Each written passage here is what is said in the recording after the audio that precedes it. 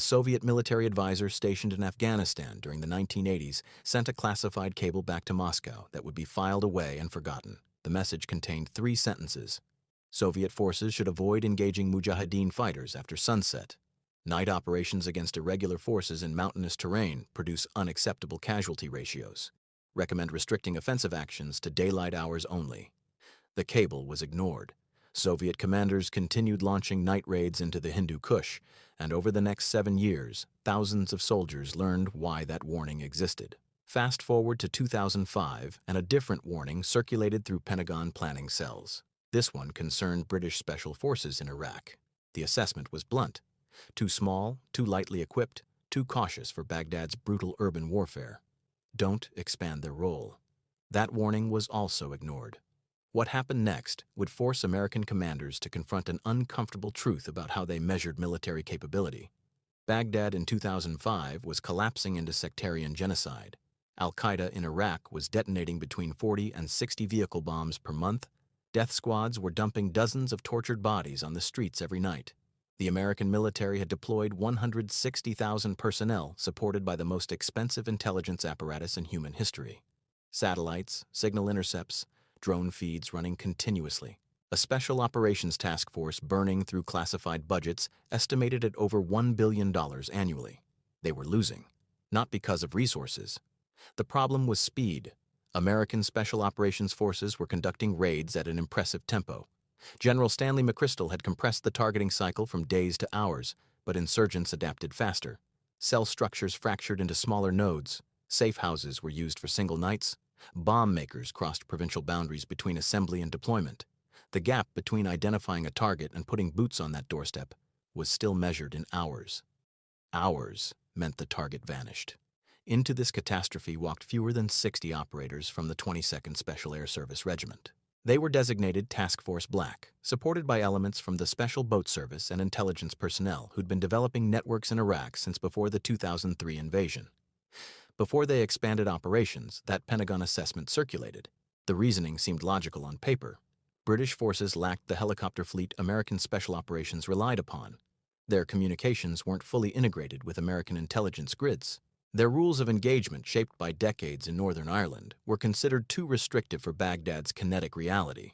American planners questioned whether such a small force could generate the tempo required to disrupt al-Qaeda networks at the operational level. Translation: too few operators, insufficient equipment, overly cautious doctrine. The warning was overruled by the highest levels of British defense. Their reasoning was equally direct. Britain had been running special operations in Iraq since 2003. They'd developed intelligence networks in Basra and Baghdad. They weren't sitting on the sideline while a country they'd helped invade collapsed into genocide. What the Pentagon assessment failed to account for was something fundamental about the British Special Forces system. Americans measured capability in platforms, budgets, and personnel numbers. The British measured capability in the individual operator. That operator, produced by SAS selection and training, was by 2005 the end product of a system refining itself for 63 years without interruption. The selection process begins with a premise unchanged since 1947.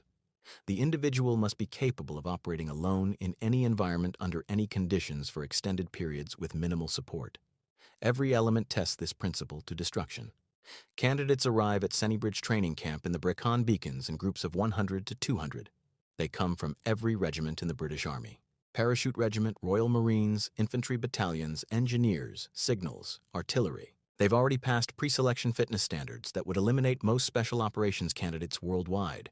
A 1.5 mile run under 8 minutes 45 seconds and a half run under 8 minutes 45 seconds. Minimum 44 press-ups in 2 minutes. 50 sit-ups in 2 minutes.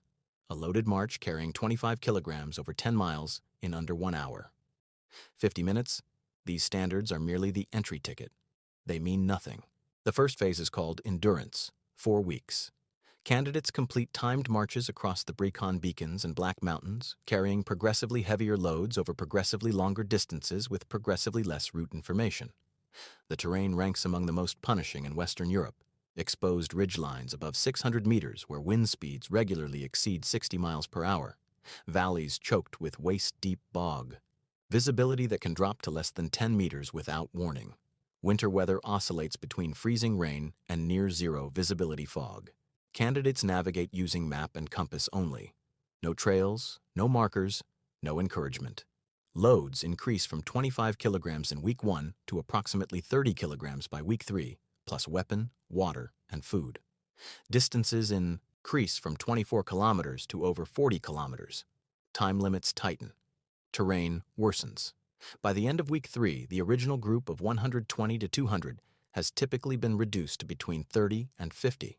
Some are injured. Stress fractures of the tibia and metatarsals are common, as are severe blisters exposing heel bone. Some are withdrawn after becoming hypothermic. Some simply stop walking. The directing staff don't encourage, berate, or motivate. They record whether candidates arrived at checkpoints within time limits.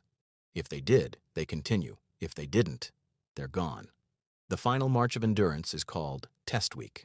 But what separates SAS selection from virtually every other special operations assessment on Earth isn't the physical standards. It's what happens between the checkpoints. In American Special Operations selection, candidates endure brutal land navigation exercises, but they move with an invisible safety net beneath them. Medics stationed at intervals along routes, safety vehicles patrolling access roads. If someone collapses, they'll be found within minutes, extracted within the hour. The system is designed to push candidates hard while maintaining institutional control over risk. On the Beacon beacons, that safety net doesn't exist. The directing staff aren't tracking every candidate in real time. The mountains sprawl across hundreds of square kilometers. Weather shifts without warning. A candidate navigating through freezing fog at 3 in the morning carries one absolute certainty.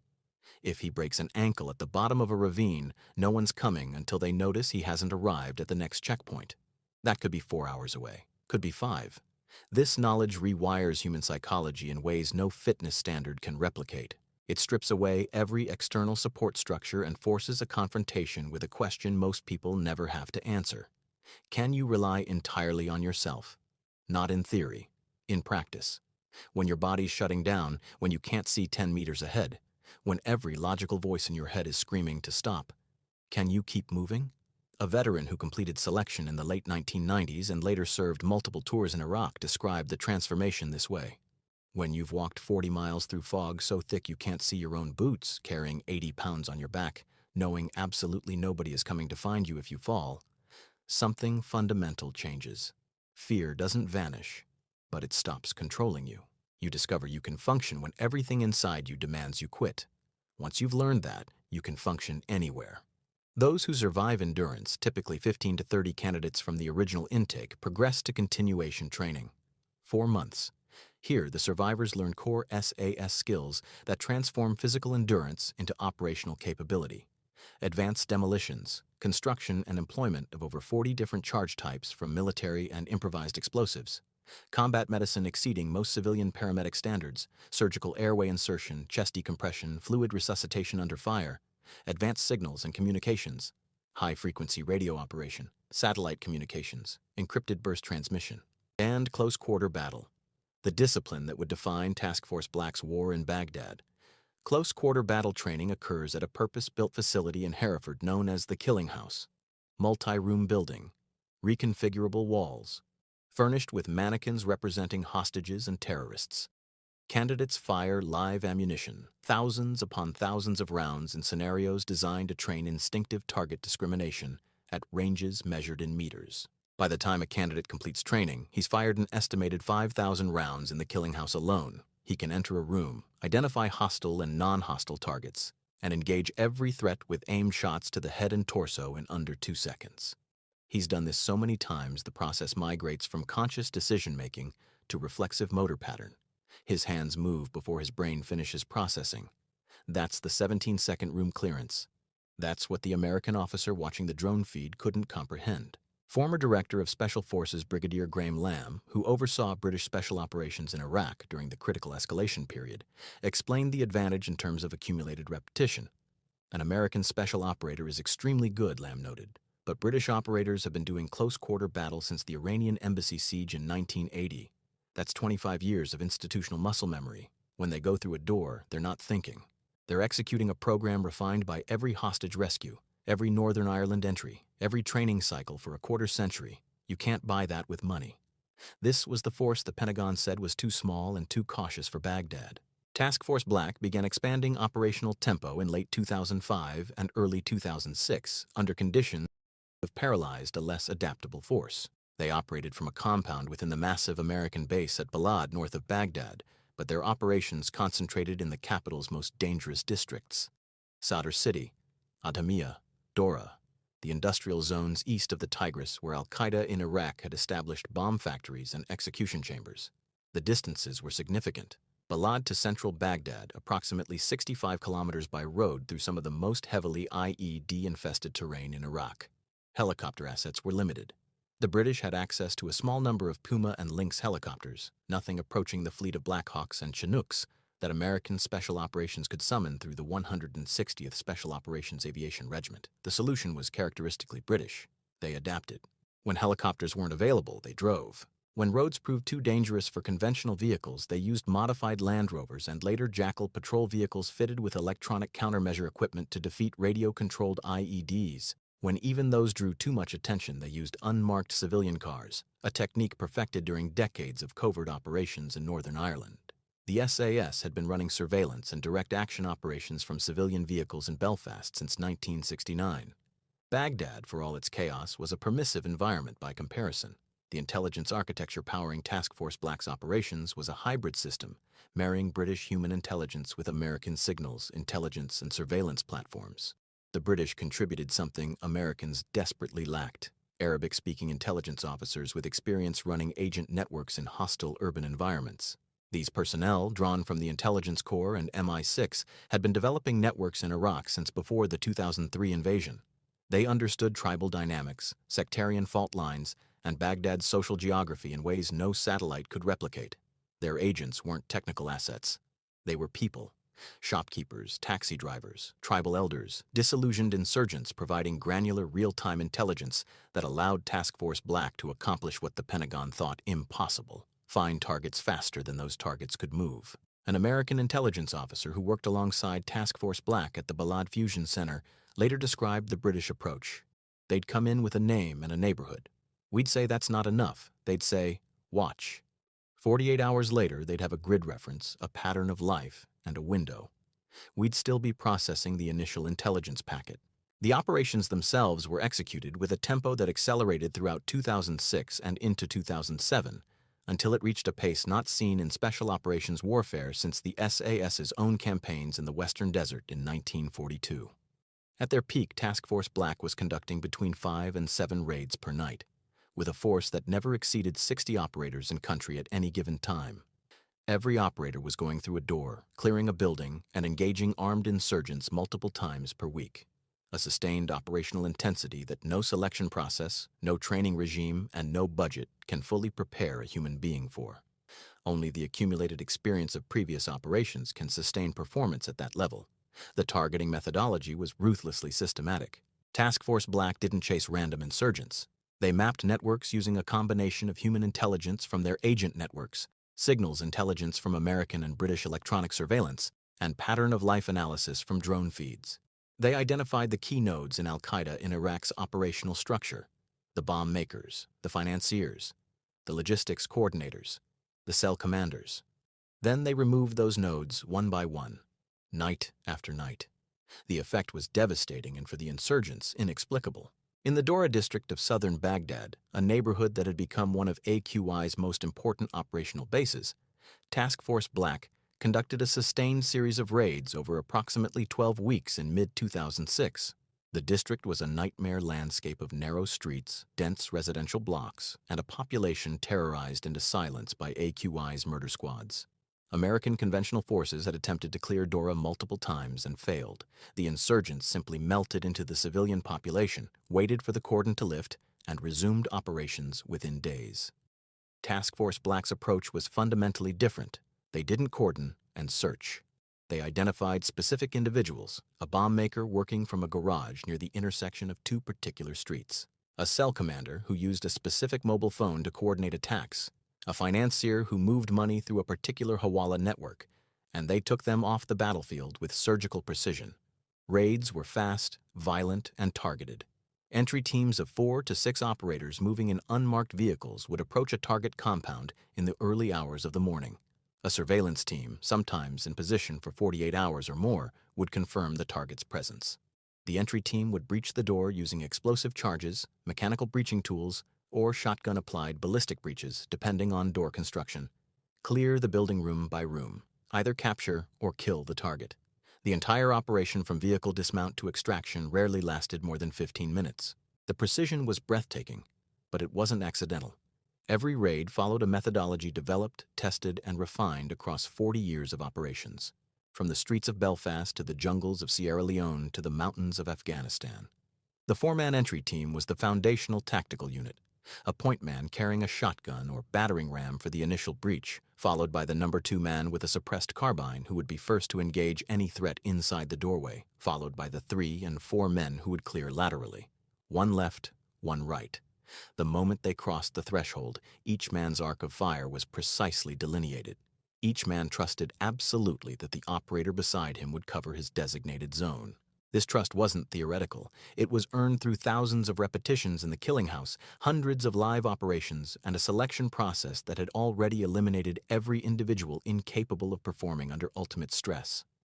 Outside the target compound, a cordon element of between 4 and 8 operators secured the perimeter. Snipers armed with long-range rifles or suppressed designated marksman rifles covered the exits from elevated positions. A quick reaction force, usually mounted in jackal vehicles or armed Land Rovers, held a position within 2 minutes' drive in case of a larger-than-expected enemy response.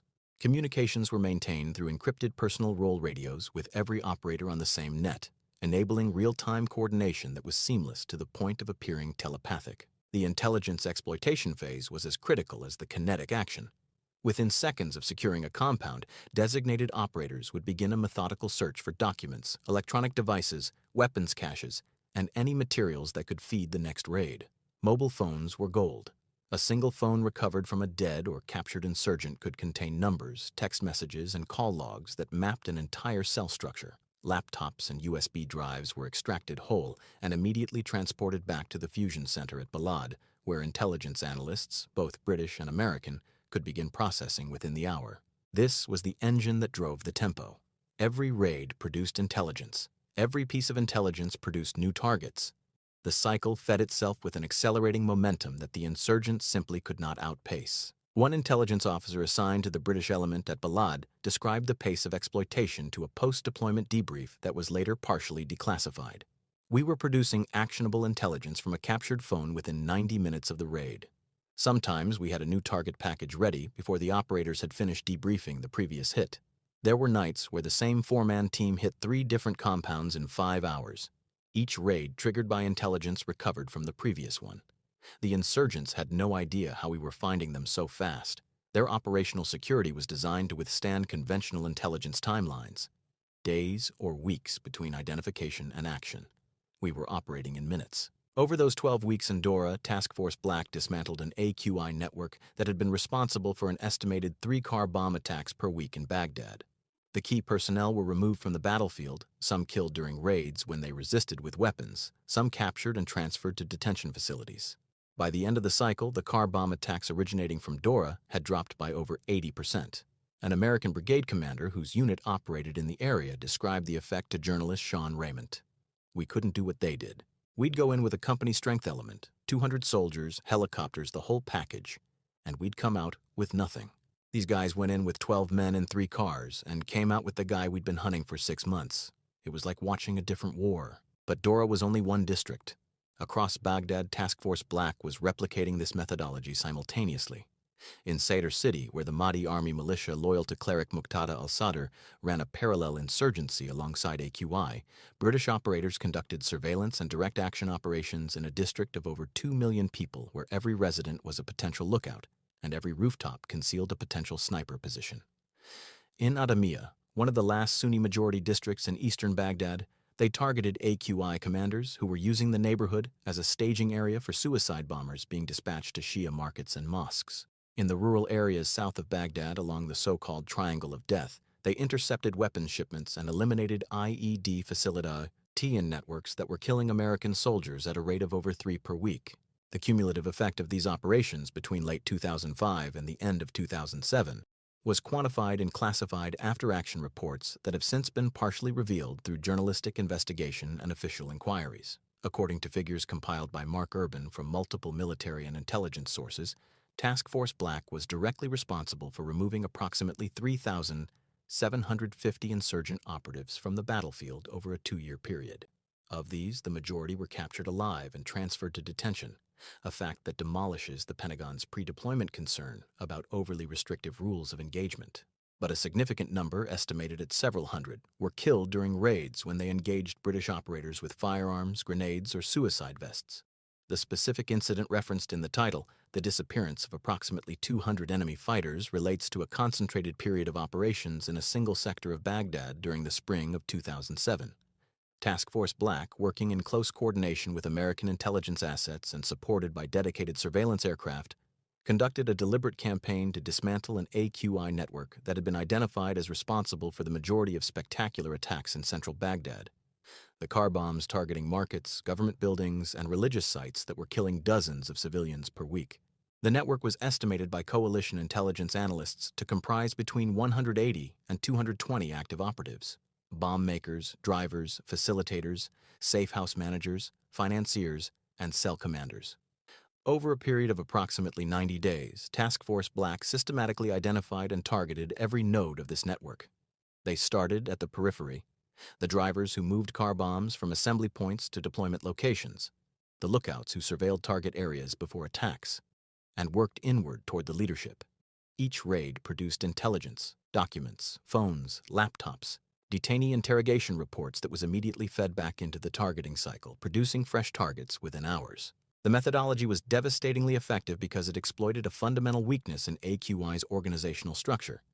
The network relied on a relatively small number of skilled specialists, perhaps 30 to 40 individuals who possessed the technical knowledge to construct vehicle-borne IEDs, manage financing, and coordinate multi-cell operations. Remove those specialists and the network's capacity to mount complex attacks collapsed far faster than raw numbers would suggest. Task Force Black understood this. They had studied it. British intelligence analysts, drawing on decades of experience dismantling IRA cells in Northern Ireland, had mapped the critical dependencies within AQI's Baghdad command structure and identified the minimum number of key nodes that needed to be eliminated to render the network operationally defunct. The first 2 weeks of the campaign focused on the outer ring: couriers, lookouts, low-level facilitators. These individuals were comparatively easy to locate and were often willing to provide information after capture, particularly when confronted with evidence recovered from their own phones and documents.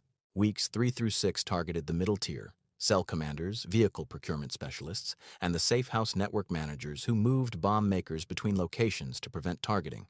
These were harder targets. They changed phones frequently, used couriers instead of electronic communication, and moved between locations on unpredictable schedules. But the intelligence snowball was already rolling. Every captured facilitator provided another piece of the puzzle. Every recovered phone revealed another connection. By the end of week 6, British intelligence officers had constructed a network diagram so detailed that they could predict which safe houses would be used on which nights based on the patterns of previous movements. Weeks 7 through 12 targeted the core: the bomb makers themselves, the senior financiers, and the operational commander who had been directing the network's campaign of mass casualty attacks. These operations were the most dangerous. The targets knew they were being hunted. Some had begun sleeping in different locations every night. Some had surrounded themselves with armed bodyguards. At least 2 had rigged their safe houses with improvised explosive devices designed to kill anyone who breached the door. By the end of the 90-day period, the network had ceased to exist as a functional organization. Coalition intelligence assessments concluded that between 187 and 212 operatives had been removed from the battlefield, killed during raids, captured and detained, or driven to flee Baghdad entirely. The spectacular attack rate in central Baghdad dropped by over 60% in the immediate aftermath. An American general officer speaking at a classified briefing, later referenced in congressional testimony, described the result in terms that represented a total reversal of the Pentagon's original assessment. Task Force Black achieved with 60 men what we couldn't achieve with 6,000. They didn't just degrade the network, they collapsed it. The tactical mechanics of how this was achieved revealed the difference between a training system that produces operators and a procurement system that produces equipment. Every advantage Task Force Black held was rooted in individual and small team capability developed over years of training and operational experience. Their room-clearing speed, the 17-second standard, meant targets had no time to destroy intelligence materials. Their marksmanship, honed through hundreds of thousands of rounds in the killing house and on operational deployments, meant engagements were resolved with minimal collateral damage. Their surveillance skills, inherited from decades of operations in Northern Ireland, meant they could position observation teams within meters of a target compound for days without detection. But the British weren't machines. They were paying a physical and psychological price that wouldn't become fully apparent for years. The sustained operational tempo, 5 to 7 raids per night, week after week, month after month, produced cumulative fatigue that manifested in injuries, errors, and eventually, for some operators, post-traumatic stress that would shadow them long after they left Iraq. At least 2 SAS operators were killed during Task Force Black operations, and several more were wounded in engagements and IED strikes. The regiment's medical officer at Hereford later reported a significant increase in musculoskeletal injuries, particularly to knees, ankles, and spines, among personnel who had completed multiple Iraq rotations. The weight of body armor, weapons, and breaching equipment carried on every raid, estimated at between 30 and 40 kilograms per operator, compounded by the explosive physical demands of room clearance and vehicle-mounted operations, ground bodies down with mechanical inevitability. One sergeant major speaking anonymously to journalist Mark Urban said, "We were effective because we were good, but we were also effective because we didn't stop. The enemy couldn't recover because we hit them every night, but neither could we." There were operators on their 3rd or 4th rotation who were carrying injuries that would have had them medically discharged in peacetime. They didn't stop because the operator next to them hadn't stopped. This honesty about the cost is essential to understanding why the achievement mattered. Task Force Black didn't succeed because they had superior technology, overwhelming numbers, or unlimited budgets. They succeeded because the British Special Forces system, from the initial selection on the Brecon beacons through years of progressive training and operational deployment, produced individual operators who could function at the highest level of combat effectiveness under sustained physical and psychological stress. The Pentagon's assessment measured capability in hardware. The British measured it in people. The strategic implications extended far beyond Baghdad. Task Force Black's success in dismantling AQI networks during 2006 and 2007 contributed directly to the conditions that made the American troop surge of 2007 effective. General David Petraeus, who commanded multinational forces in Iraq during the surge, publicly acknowledged the role of coalition special operations, a term widely understood to include British forces, in degrading insurgent leadership to the point where political reconciliation became possible. In private communications later revealed through various accounts, Petraeus was more specific. He credited the British Special Forces' contribution as disproportionate to their numbers and essential to the overall campaign. The reversal of the Pentagon's original warning became something of a dark joke within the special operations community. The same planning cell that had recommended against expanding the British footprint in Baghdad was forced to produce a follow-up assessment in early 2008 that concluded, in language remarkable for its institutional humility, that the British Special Forces Task Force has demonstrated a capability-to-numbers ratio unmatched by any other coalition element in the Iraq theater. A senior American special operations officer who had initially endorsed the warning against British expansion later admitted to a British counterpart, "We measured you by our standards. We should have measured you by yours." The legacy of Task Force Black extends beyond the specific operational achievements in Iraq. It demonstrated a principle that military theorists have understood since Sun Tzu, but that modern defense procurement consistently ignores. Quality driven by training and selection defeats quantity. 60 operators operating from a single compound using modified civilian vehicles and a hybrid intelligence system achieved effects that thousands of conventional troops supported by billions of dollars of technology could not replicate. The principle wasn't new. The SAS had demonstrated it in the jungles of Malaya in the 1950s, where 4-man patrols spending weeks in deep jungle dismantled communist terrorist networks that battalions of infantry couldn't find. They demonstrated it in Oman in the 1970s, where a handful of SAS soldiers supported by locally recruited irregulars defeated a Soviet and Chinese-backed insurgency that threatened to close the Strait of Hormuz. They demonstrated it at the Iranian embassy in 1980, where a single squadron ended a 6-day siege in 11 minutes. They demonstrated it in the Falklands in 1982, where SAS reconnaissance patrols inserted behind Argentine lines provided the intelligence that enabled the entire ground campaign. What Iraq proved was that the principle scaled. It worked not just for single operations, but for sustained campaigns. Not just against guerrillas in jungles, but against sophisticated urban insurgent networks operating in a city of 7 million people. Not just with colonial-era weapons, but integrated into the most advanced intelligence architecture ever constructed. The SAS selection and training system, the long drag, the killing house, the decades of accumulated operational experience, produced operators who could adapt to any environment, any threat, and any tempo. The Pentagon warning was wrong not because it was poorly analyzed, but because it was analyzing the wrong variables. 200 enemy fighters didn't vanish because of superior equipment. They didn't vanish because of superior numbers. They vanished because 60 men walked through their doors in the dark every night for 90 days. And those 60 men had been forged in a system that had been producing exactly this result since David Sterling first sketched his idea for a small unit of exceptional individuals on a hospital bed in Cairo in 1941. The warning said, "Don't send the British." They sent them anyway. And 200 of the most dangerous insurgents in Baghdad disappeared from the face of the earth.